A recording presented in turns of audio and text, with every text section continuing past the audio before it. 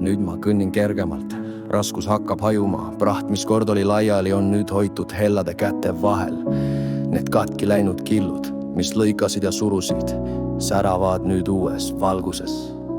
Aitäh, et kõndisid mu kõrval, et sa ei pööranud selga, et olid vaikne armuvalju kaasas see. Sa ei pidanud kõva häält tegema, sinu vaikus oli piisav, sinu pilgus oli tõde, mida ma ei julgenud nimetada.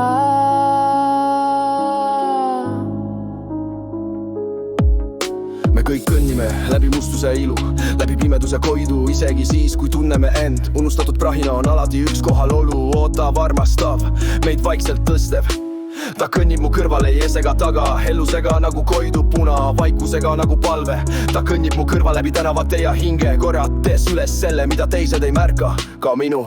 Aitäh, et tegi mind paremaks, sest sinuga tahan ma korjata prügi endas, oma mõtetes, oma südames, oma hinges ja isegi tänavail. Sa oled päikesevalgus, täis tänulikkust, sa oled vaikus, mis mind tervendab. Ma mõistan nüüd, isegi prügi võib olla püha, unustatud killud, alandlikud hingenurgad. Me tallame neist üle uhkuse, raha ja hiilguse nimel, aga tõeline hiilgus on vaikne armem, kes kummardub tolmu sisse. Jumal kõnnib meie kõrval nagu prahiks peetud vaikushing, mida me ei näe. Jumal on see vaikne praht nurgas, kes osistab armastust ja ootab kannatlikult.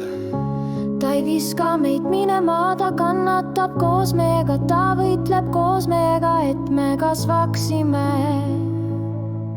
et me tunneksime, et me mäletaksime oma hinge. Ta kõnnib mu kõrval, mitte et mind muuta ega mind parandada, vaid lihtsalt, et näe mind tema vaikuses. Ma kuulen Jumalat, tema kohalolus, ma leian oma kodu ja ma kõnnin edasi nüüd kergemini kui terviklikult, sest ta kõnnib mu kõrval ja ma pole enam üksi.